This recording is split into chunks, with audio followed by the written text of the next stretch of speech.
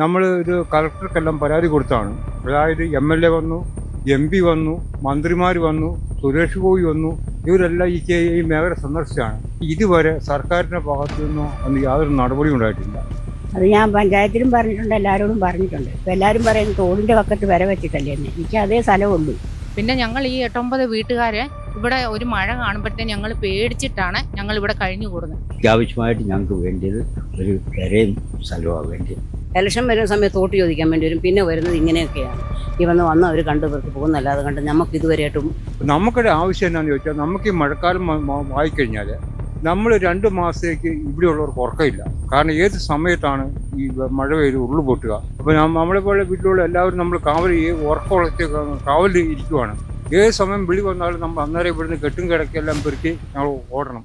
ഏജനെറ്റ് news ഇന്ന് വന്നെത്തിയിട്ടുള്ളത് ഉളിക്കൽ പഞ്ചായത്തിലെ 4ാം വാർഡായ അറബിക്കുളത്താണ്. എന്റെ പുറകിലായി കുറച്ചുപേരെ നിങ്ങൾക്ക് കാണാം. ഇവിടുത്തെ വീട്ടുകാർ വിളിച്ചതിന്റെ അടിസ്ഥാനത്തിലാണ് ഇന്ന് ഏജനെറ്റ് ന്യൂസ് ഇവിടെ വന്നെത്തിയിട്ടുള്ളത്. അതിനു മുമ്പായിട്ട് കുറച്ച് കാഴ്ചകളൊന്ന് കണ്ടിട്ട് നമുക്ക് തുടങ്ങാം.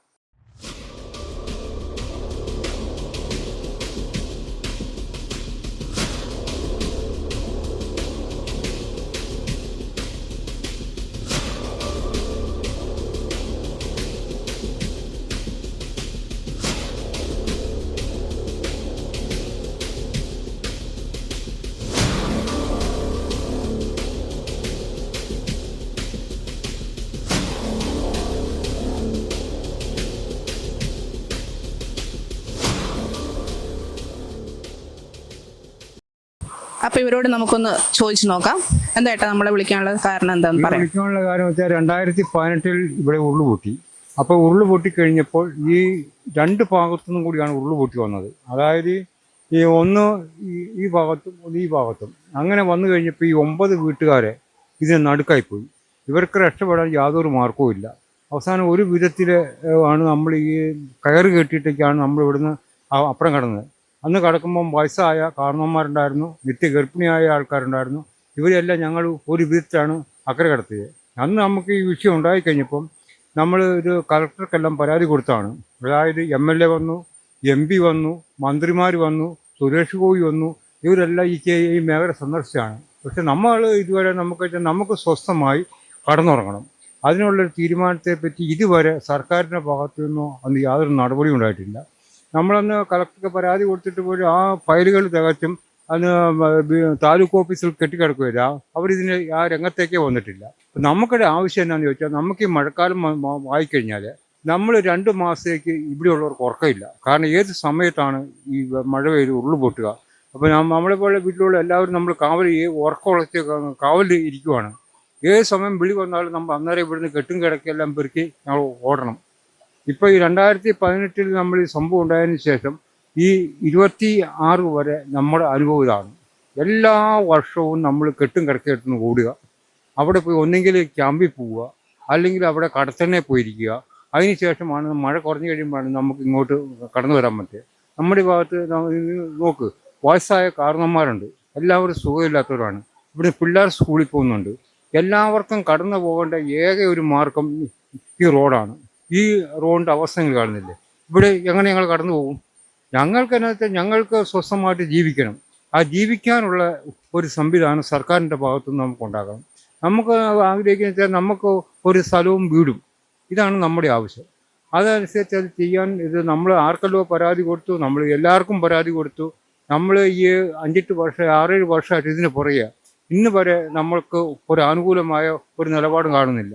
ഇവിടുത്തെ നമ്മളിപ്പോൾ ഇവിടെ 3 കർഷകർ ഇവിടെ പ്രവർത്തിക്കുന്നുണ്ട്. നമ്മൾ അന്ന് ഈ കർഷകരുടെ പേരിൽ ഒരു ആരോപണം പറഞ്ഞാൽ ഈ പറയുന്ന തികച്ചും ഒരു ചാനലിലും വരികയില്ല. അതെല്ലാം കട്ടിക്കുവാണ്. നമുക്കറിയാം, ഇവിടെ 100-150 വെടിയൊക്കെ ഒന്നിച്ച് പൊട്ടുമ്പോൾ നമ്മുടെ വീടുകളിൽ ജനലിൻ്റെ ഇത് തുറന്നിട്ടറിയാം ഈ കൊടുത്തടിക്കുന്നത്. അതുപോലെ ഇവിടെ ഈ നടുക്കങ്ങൾ ഉണ്ടാകുന്നുണ്ട്. നമുക്കിത് ജീവിക്കണ്ടേ? നമ്മൾ കുറേ പാവപ്പെട്ട ഈ മേഖലയുള്ള ഇതിൽ കൂടുന്നത് എല്ലാവരും കൂലിപ്പണിക്കാരാണ്. നമ്മളെ സംബന്ധിച്ച് നമുക്ക് എവിടെയെങ്കിലും പോയിട്ട് ഒരു 5 സെൻറ്റ് സ്ഥലം എടുത്ത് വര വെക്കാനുള്ള കഴിവുള്ളവരല്ല. അപ്പം നമ്മളെ ഈ ഭാഗത്ത് സർക്കാരിൻ്റെ ഭാഗത്തു നിന്നും നമുക്കൊരു അനുകൂലമായ നിലപാടുണ്ടാകണം. അതാണ് നമ്മുടെ ആവശ്യം. നമുക്ക് താമസിക്കാൻ ഒരു സ്ഥലവും വരയും വേണം.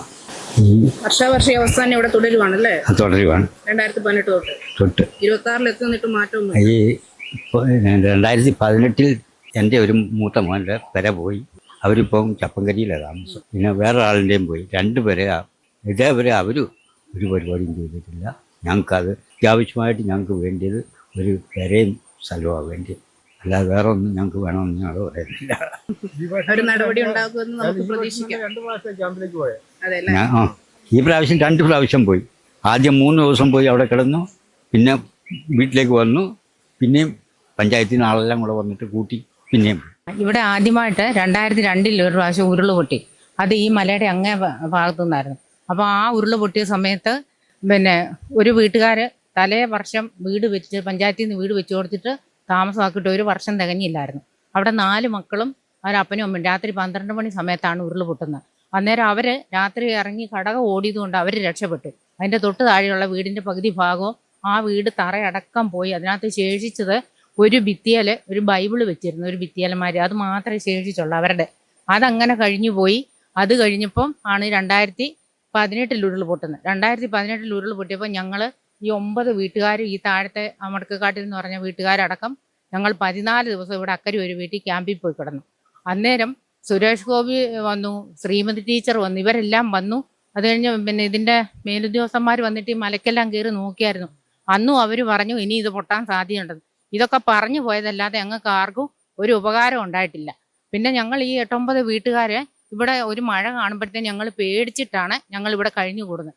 പിന്നെ കുറച്ച് പേരൊക്കെ ബന്ധുവീടുകളിലോട്ട് പോകും, കുറച്ച് പേരൊക്കെ എവിടെയെങ്കിലും അടുത്തുള്ള വീടുകളിലൊക്കെ പോയി അഭയം പ്രാപിക്കും.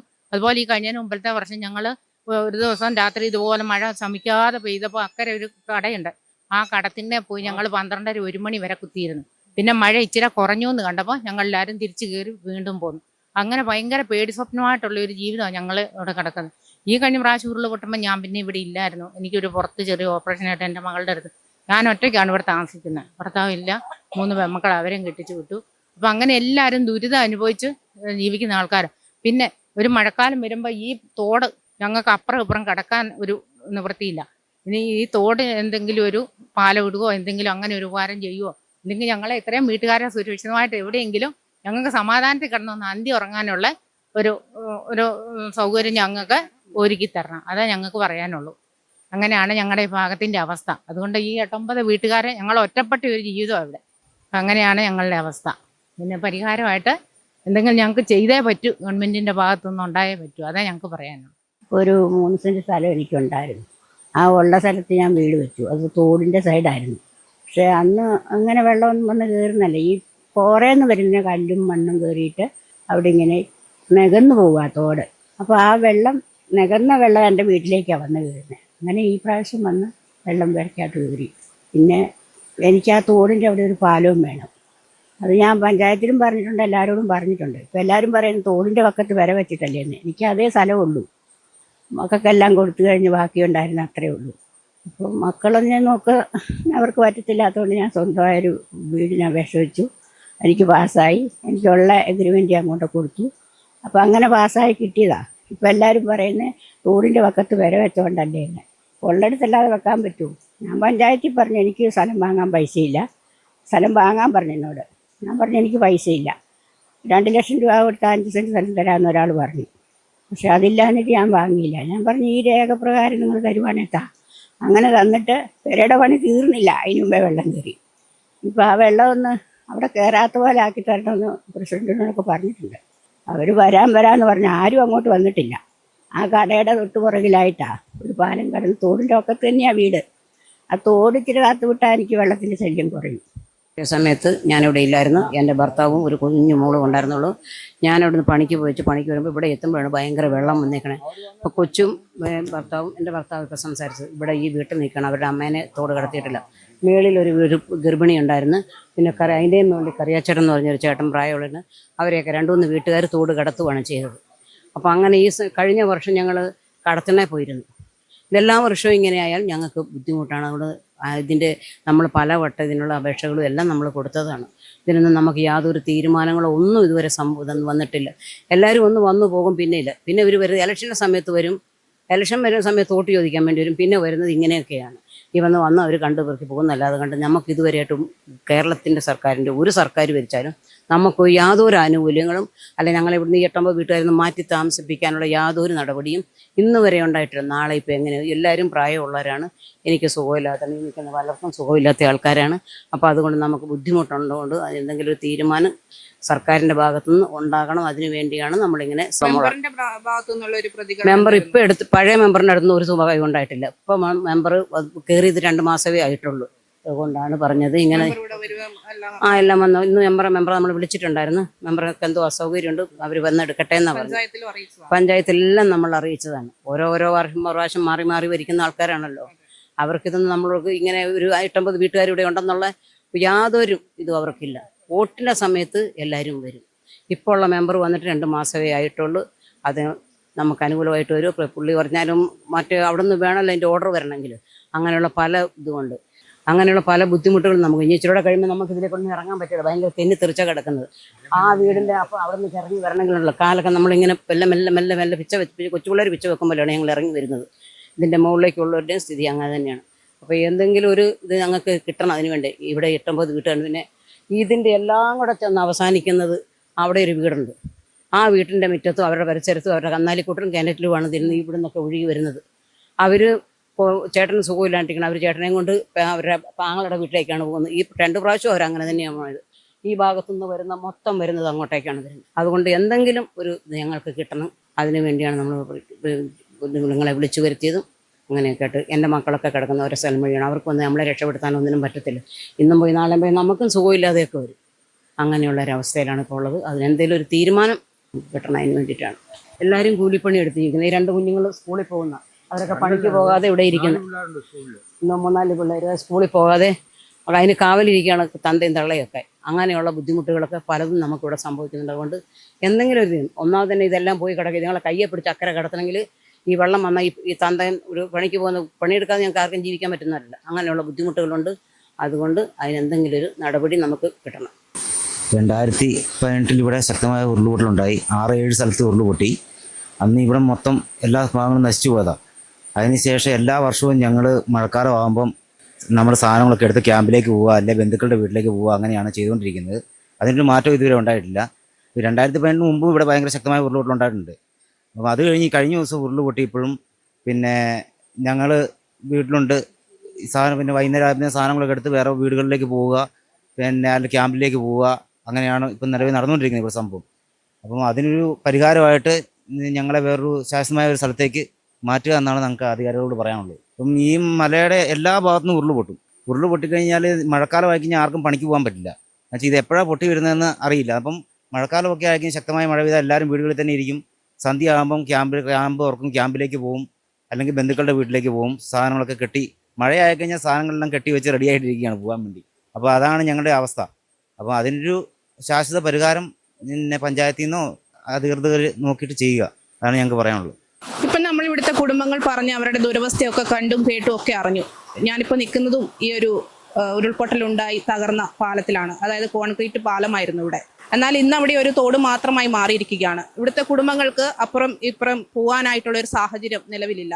ഒരു വാഹനങ്ങൾ പോലും ഈ ഭാഗത്തേക്ക് വരാത്ത സാഹചര്യമാണ്. ഏകദേശം 8-9ഓളം കുടുംബങ്ങൾ ഇവിടെ താമസിക്കുന്നുണ്ട്. അപ്പോൾ അവിടുത്തെ കുട്ടികൾക്ക് സ്കൂളിൽ പോകാനോ അല്ലെങ്കിൽ ഒരു ആശുപത്രി കേസ് വന്നാൽ ഒന്ന് ഹോസ്പിറ്റലിൽ എത്തിക്കാൻ പോലും കഴിയാത്ത ഒരു സാഹചര്യമാണ് നിലവിലിവിടെ ഉള്ളത്. ഇത് കേൾക്കുന്ന അധികാരികൾ എത്രയും വേഗം ഇവർക്ക് വേണ്ട ഒരു ശാശ്വത പരിഹാരം ഉണ്ടാക്കി കൊടുക്കുമെന്ന പ്രതീക്ഷയിൽ ക്യാമറമാൻ അഫ്ലഹിനോടൊപ്പം സൂര്യ അനൂപ്, ഏജനറ്റ്.